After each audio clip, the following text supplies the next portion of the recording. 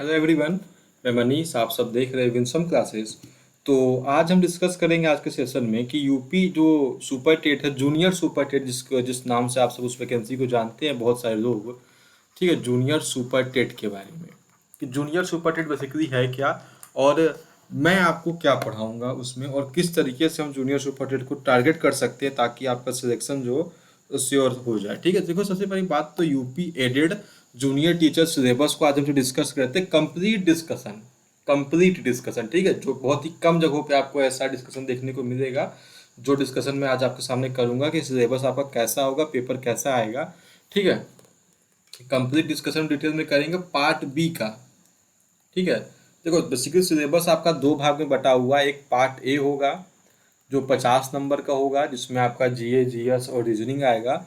और part B होगा जो कि 100 मार्क्स का होगा। जो पार्ट बी होगा बेसिकली आपका पार्ट बी आपका सब्जेक्ट कंसर्न वाला होगा।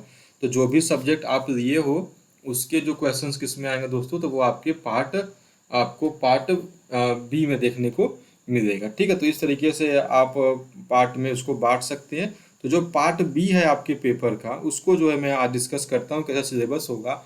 और इसके लिए एक पेड बैच जो है जल्दी शुरू होने वाली है। ठीक है, इसके लिए पेड बैच जल्दी आपको शुरू होगा। कंटेंट पे काम शुरू हो चुका है। बेसिकली जो इसमें हिस्ट्री ऑफ इंग्लिश लिटरेचर आता है उसमें ऑथेंटिक इन्फॉर्मेशन आपको देना बहुत ज़रूरी है। तो आप सभी लोग इस व्हाट्सएप नंबर पे कांटेक्ट कर दें।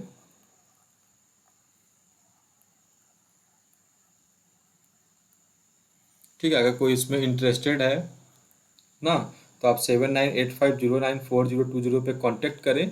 ठीक है, उसमें आप सभी लोग बस इतना लिख देना, ज्वाइन। ठीक है, और जूनियर सुपर टेट ऐसा करके आप उसमें मैसेज डाल देना। ठीक है, उसमें आपको डिटेल्स दे दी जाएगी कब से बैच आपका शुरू होगा, क्या फीस वगैरह होगी। ठीक है, अभी तो इसमें कंटेंट पे काम जारी है, आपको मैं इन्फॉर्म करूंगा एक वीडियो बना के। ठीक है, चलो तो इसकी सिलेबस को बेसिकली आज हमसे फोकस करते हैं, जो हमारे डिस्कशन का टॉपिक है।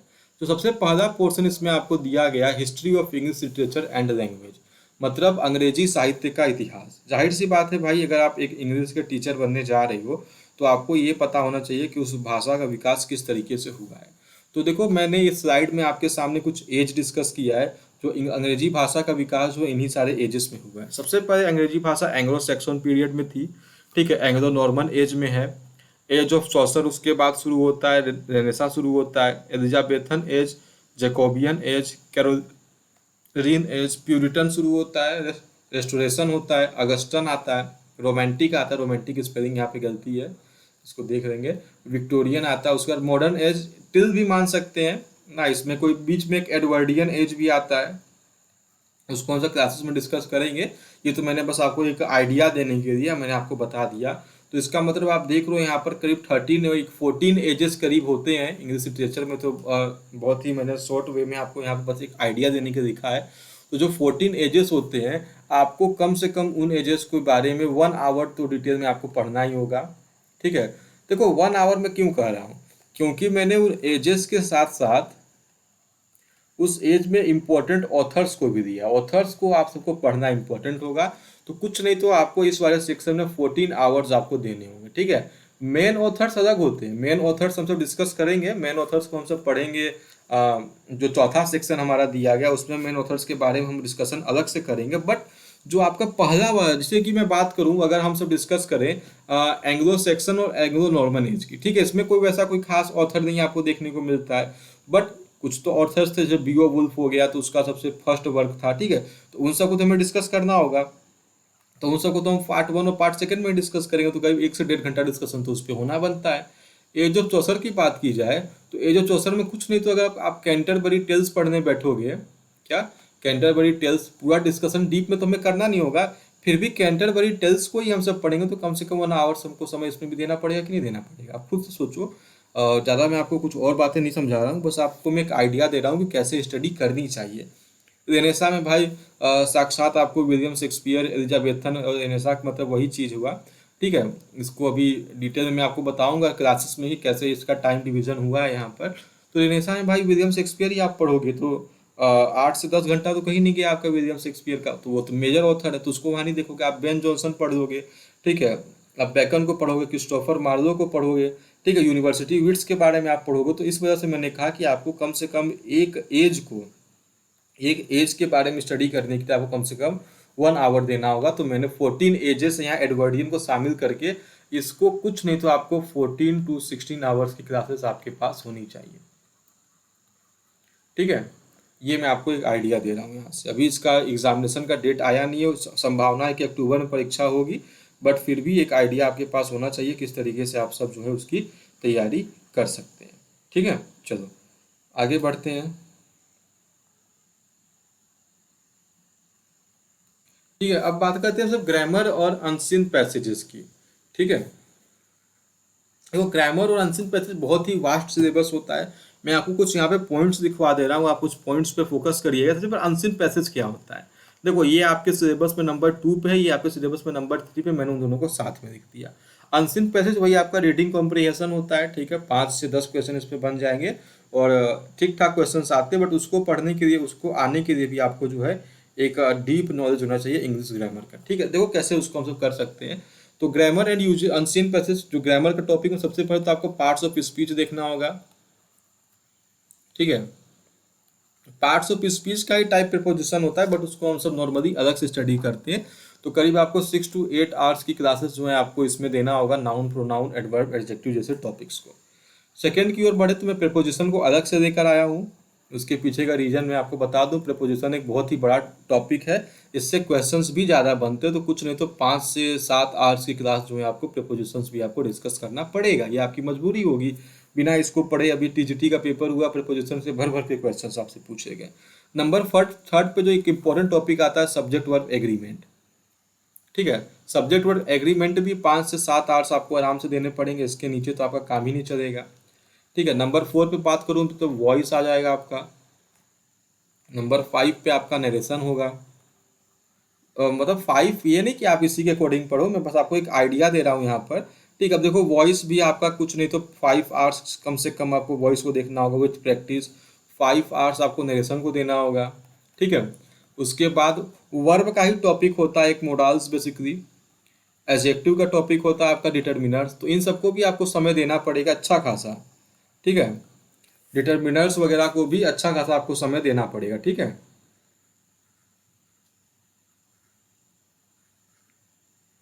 ठीक है, मतलब आपको एक समय देना होगा। डिटर्मिनर्स पे, मॉडल्स पे क्वेश्चंस बनते हैं आपके। ठीक है, ये तो 7 मेजर टॉपिक्स हो गए, बाकी पार्ट्स ऑफ स्पीच। और एक अच्छा टॉपिक आपका बन के आएगा नंबर 8 वाला, ट्रांसफॉर्मेशन का। ट्रांसफॉर्मेशन से भी आपको हो सकता है देखने को मिल जाए, टीजीटी के सिलेबस में लगा हुआ है, ट्रांसफॉर्मेशन से भी आपको यहाँ पर नंबर देखने को मिलेंगे। वोकेबुलरी के सेक्शन में बात करें तो एंटोनिम्स से आपको क्वेश्चन देखने को मिलेंगे। ठीक है, उसके बाद क्वेश्चन देखने को मिलेंगे सिनोनिम्स से। एंटोनिम्स हो गया, सिनोनिम्स आपको पढ़ना पड़ेगा। वन वर्ड सब्स्टिट्यूशन, OWS जो आता है हमारा। ठीक है, एंटोनिम, सिनोनिम और ये सारी चीज़ें जो है OWS हम सब डिस्कस करेंगे, खूब अच्छे डिटेल में पढ़ना होगा आपको। ईडियम्स एंड फ्रेज देखना होगा। ठीक है, ईडियम्स एंड फ्रेज आप सभी लोग देखेंगे। अनसीन पैसेज में भी आपका जो क्वेश्चन यहाँ से बनते हैं। ठीक है, अगर कोई आपको डाउट होता हो तो कमेंट बॉक्स में पूछ लीजिएगा, या उस व्हाट्सएप नंबर पे कांटेक्ट करना 7985094092 पे। मैं आपको पूरा, आपको जो भी आपके डाउट्स होंगे उसको मैं आपको दूर कर दूंगा। ठीक है, उसकी आपको टेंशन लेने की जरूरत नहीं है। आपका कोई भी सिलेबस रिलेटेड डाउट हो टीजीटी पीजीटी में ना, तो आप उस नंबर पे कांटेक्ट करना, मैं आपको सॉल्व करने की पूरी कोशिश करूंगा। ठीक है, उसके बाद इडियम्स एंड फ्रेज, कभी कभार आपको प्रोवर्ब से क्वेश्चन देखने को बन जाएंगे कि ये प्रोवर्ब को कौन सा करेक्ट वे में लिखा गया है। ठीक है, अच्छा एक इंपॉर्टेंट टॉपिक तो मैंने भूल गया, पंचुएशन से भी क्वेश्चन बन सकते हैं। ठीक है, पंचुएशन से भी क्वेश्चंस बन सकते हैं, तो उस पर भी आप सभी को फोकस करना। पंचुएशन पर भी, पंचुएशन के अच्छे वेटेज के क्वेश्चन देखने को मिलते हैं। उसके बाद एक और टॉपिक हमारा आर्टिकल्स आता है। आर्टिकल्स पे भी आपको भर भर के क्वेश्चन देखने को मिलेंगे। टेंस देखो मैं लिखना भूल गया, टेंस और कंडीशनल्स साथ साथ आते हैं, टेंस पढ़ोगे, कंडीशनल्स पढ़ोगे। ठीक है, बाकी पार्ट्स ऑफ स्पीच का एक टॉपिक होता है, वर्ब बनता है, वर्ब भी आपको देखना होगा। ठीक है, एडजेक्टिव देखोगे, नाउन देखोगे। ठीक है, अब प्रोनाउन, ट्रांसफॉर्मेशन बेसिकली जब हम पढ़ेंगे तो कंजंक्शन हम सब उसमें जो है उसमें शामिल कर देते हैं। तो वो बातें जो है हम सब यहाँ पे, तो आपका ग्रामर और अनसीन पैसेज का सिलेबस देखो आपका कुछ ऐसा होने वाला है। और भी अभी 2 4 6 टॉपिक्स है जो इसमें शामिल नहीं हुए, वो भी मैं आपको शामिल कर दूंगा, तो आपका वहाँ पे क्लियर आसानी से हो जाएगा। ठीक है, चलो अब आगे बात करते हैं writer general introduction and there works. तो राइटर वाला जो टॉपिक आपका होगा बहुत ही ज़्यादा वास्ट है। यहाँ से आपके क्वेश्चंस, मेजर क्वेश्चंस जो है आपको बनेंगे, और इसमें आप जितना भी समय दोगे वो आपका कम ही पड़ेगा। तो यदि आपका target junior aided super TET है तो आप आज से ही उसकी तैयारी में लग जाओ। और तैयारी कैसे करना है वो आपको विंसम क्लासेस यूट्यूब चैनल पे आपको ढेर सारे कंटेंट्स दिए गए हैं। लिंक में डिस्क्रिप्शन में जाओ, आपको सारे बने हुए टीजीटी लेवल की प्रिपरेशन यहाँ पर की गई है। बाकी अगर आप इसका पेड बैच चाहिए तो आप उस पर मैसेज कर सकते हो, ठीक है। चौसर को हमको डिस्कस करना है। सबसे पहले विलियम शेक्सपियर को, John Dryden, John Milton, W Keats, John Keats, Shelley Lamb, Matthew Arnold, Tennyson, टी.एस. Eliot, okay, Wordsworth, Hemingway, Thomas Hardy, Gray, Galsworthy, Whitman, Charles Dicken, Alexander Pope, उसके बाद जॉर्ज ऑरवेल। उसके बाद इंडियन ऑथर्स में basically हम सब जो PGT TGT के सिलेबस में मेनली आपको पीजीटी और जो टीजीटी के सिलेबस में जो ऑथर्स है उसी को आप डिस्कस करोगे, वो मेन है। उसके अलावा 8-10 ऑथर्स अलग से आते हैं, वो मैं आपको पढ़ाऊंगा। इंडियन ऑथर्स में जैसे बात करूँ तो राजा आर के नारायण को हटा दिया गया है पीजीटी के सिलेबस में, बट यहाँ आपको आर के नारायण को पढ़ना होगा, ठीक है। और भी जैसे कि पंडित नेहरू हो गए, उनके कुछ वर्क्स को देख लेंगे ना, ये सारे वर्क्स आपको पढ़ने होंगे। बाकी इन नाम में भी 1-2 नाम अभी छूटे हुए हैं, जस्ट लाइक 1-2 नाम इसमें भी छूटे। देखिए अभी क्रिस्टोफर मार्लो की मैंने बात की थी, बेन जॉनसन की बात की थी ना, और बीच बीच में जो लिटरेरी मूवमेंट्स चले थे उसको भी पढ़ना होगा आपको। तो कुल मिला के जो आप जब हिस्ट्री ऑफ इंग्लिश लिटरेचर पढ़ोगे, देखो मैं आपको कुछ अलग से नहीं बताऊंगा, मैं आपको history of English literature he start करूंगा, और हिस्ट्री ऑफ इंग्लिश लिटरेचर से ही होते हुए, ठीक है, लिटरेचर के रास्ते से होते हुए ही हम सब जो है कहाँ जाएंगे, ऑथर्स की ओर जाएंगे। तो जो हमारा स्टडी प्लान होगा बेसिकली 2 पार्ट्स का होगा। फर्स्ट पार्ट हमारा लिटरेचर से ऑथर की ओर जाएंगे हम सब, मतलब हिस्ट्री से आप ऑथर की ओर जाओगे। और जो आपका सेकेंड पार्ट होगा वो आपका ग्रामर और अनसीन पैसेज वाला होगा। इस तरीके से आप उसको 2 पार्ट में डिवाइड करके पढ़ सकते हो, ठीक है। इसी में ध्यान देना आपको, फिगर ऑफ स्पीच आपका अंडरस्टूड होता है, ठीक है, फॉर्म्स ऑफ लिटरेचर आपका अंडरस्टूड होता है। तो ये सारी चीज़ें आपके अंडरस्टूड होते हैं। अंडरस्टूड मतलब अगर आपके सिलेबस में लिटरेचर है तो आपको ये सारी चीज़ें भी तैयार करनी पड़ेगी, ठीक है। तो देखो ये आपका सिलेबस हो गया बेसिकली। कोई भी अगर आपको यहाँ पे लगता है कि हाँ अगर आपको कोई प्रॉब्लम है, कोई डाउट आपको आ रहा है, तो आप एक बार कमेंट करना, या फिर इस नंबर पे आप मैसेज करो 7985094020 पे। मैं अभी इसके डिस्क्रिप्शन में भी इस नंबर को पिन कर दूंगा, आप इस नंबर पे कांटेक्ट कर सकते हो कोई भी डाउट होने पे। और अगर पेड बैच भी ज्वाइन करना चाहते हो आप सभी लोग तो इस पर मैसेज करना, अभी वो उस पर काम जारी है। एक बार कंटेंट उसका क्लियर हो जाएगा 2 से 3 दिन में, आप मैसेज करो, आपको पूरी जानकारी वहाँ से दे दी जाएगी कैसे जुड़ा जाएगा, ठीक है दोस्तों। तो चलिए दोस्तों, थैंक यू एवरीवन, जय हिंद, जय भारत।